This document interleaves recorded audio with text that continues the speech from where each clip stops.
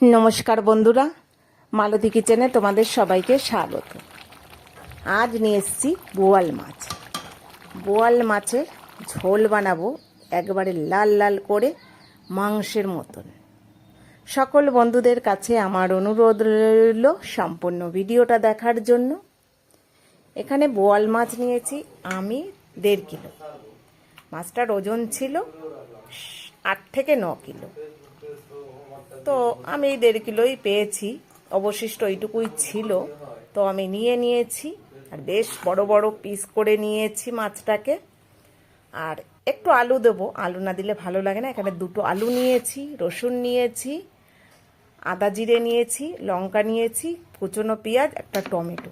যেহেতু আমার গুঁড়ো মশলা নেই বলে একটু জিরে দেব, আর একটু জিরে বাটা দিলে বেশ ভালো লাগবে। কড়াইতে প্রথমে তেল দিয়ে দিলাম। আর জানো তো, বোয়াল মাছ ভাজতে গেলে বেশ একটু ছিটকে ছিটকে যায়, সেই কারণে আমি একটু মাছে তেল দিয়ে দিলাম আর হলুদ দিয়ে দিলাম, লবণও দিয়ে দিচ্ছি এখানে। এবার মাছটাকে বেশ ভালো করে মেখে নেব। আর মাছটা একদম একদম পুরো টাটকা মাছ, কি বলবো। সাধারণত বোয়াল মাছ অনেক সময় নরম হয়ে যায়, কিন্তু এই মাছটা ছিল একদম ফ্রেশ টাটকা মাছ। দেখো পিসগুলো, দেখো বিশাল বড় বড়।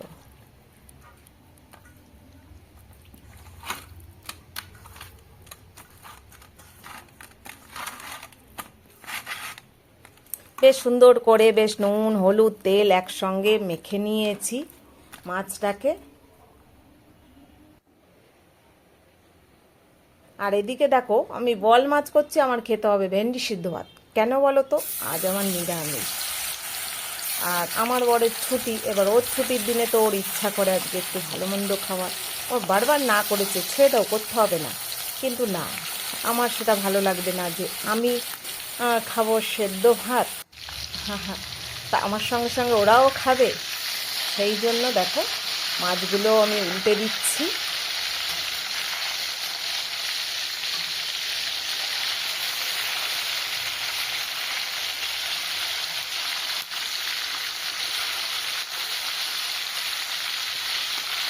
আর মাছটা দেখো একটু তেল মাখিয়ে নিয়েছিলাম, তো বেশ ভাজার সময় বেশ লাল লাল হয়ে এসছে। আর একটু কড়া করে আমি ভেজে নিচ্ছি। মাছ সবসময় আমি একটু কড়া করে ভাজি, তাই যে কোনো মাছ হোক আমার বেশ ভালো লাগে। আর এমনি রেখে দিলে ঠিক আমার ভালো লাগে না। তো দেখো এবার মাছটাকে আমি নামিয়ে নিচ্ছি।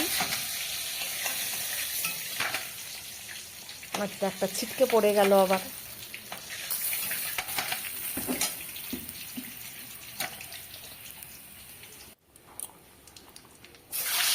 আবারও দিয়ে দিচ্ছি, আর একবার দেখো।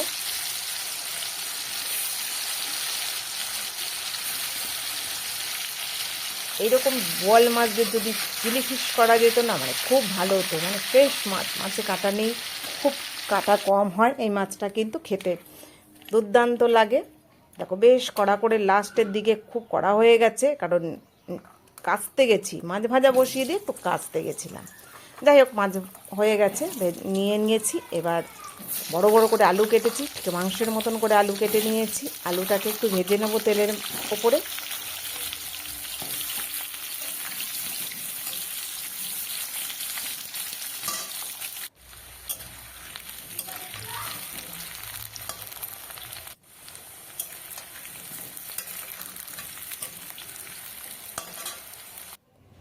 বেশ লাল লাল করে আলুটাকেও আমি ভেজে নিয়েছি। ওই তেলের ভেতরে আমি এখানে জিরে তেজপাতা ফোড়ন দিয়ে দিচ্ছি।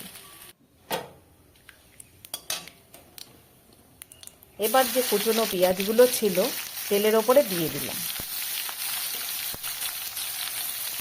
বেশ একটা বড় পেঁয়াজ নিয়েছি কুচিয়ে, লাল লাল করে এবার পেঁয়াজটাকে আমি ভেজে নেব।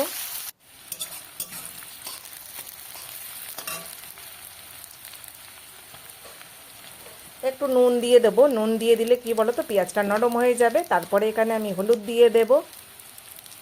তারপরে যে মশলাটাকে আমি পেস্ট করেছি সেটাকে দিয়ে দিলাম। এবার একটু ভালো করে কষিয়ে নেব।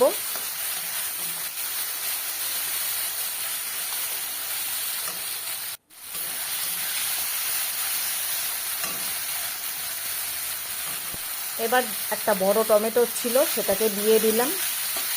টমেটোটা দিয়ে আর একটু কষিয়ে নেব।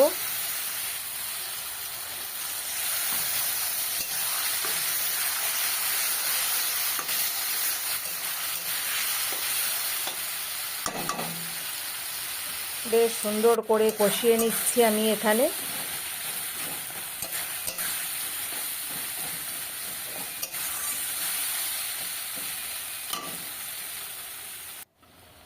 এবার ভাজা আলুগুলো আমি এখানে দিয়ে দিচ্ছি।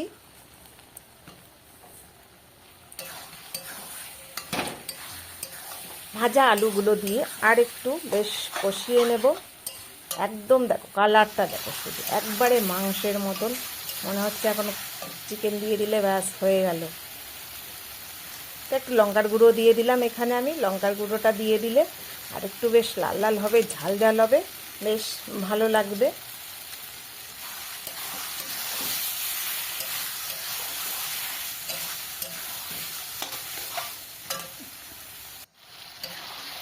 বেশ সুন্দর করে এখানে কষানো হয়ে গেছে।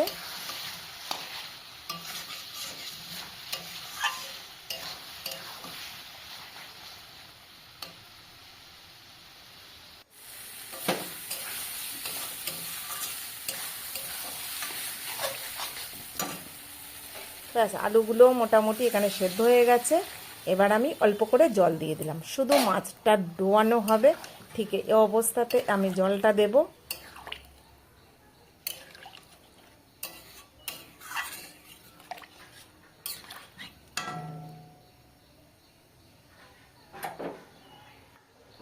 ঝোল ফুটতেই আমি এবার মাছগুলো দিয়ে দেব।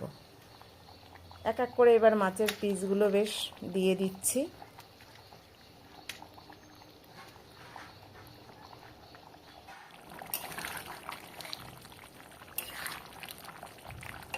দেখ কত সুন্দর কালারটা হয়ে এসছে। বেশ করে আজকে ঝাল দিয়েছি, কারণ আমি তো খাবো না, সেই কারণে বেশ করে ঝাল দিয়েছি। কালকে খেলে একটু খেলাম। আর এইদিকে মোটামুটি মাছ আমার রেডি হয়ে এসছে। এবার ওপর থেকে একটু গরম মশলা ছড়িয়ে দিলাম, মাছটা আরও ভালো লাগবে খেতে।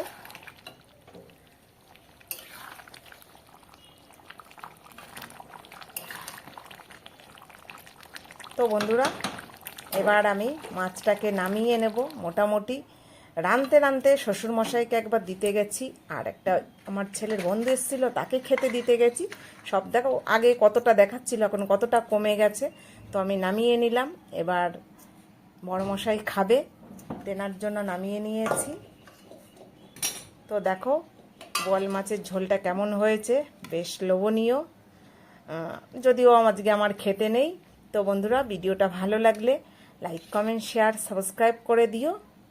দেখা হবে পরের ভিডিওতে। ভালো থাকো, সুস্থ থাকো, ধন্যবাদ।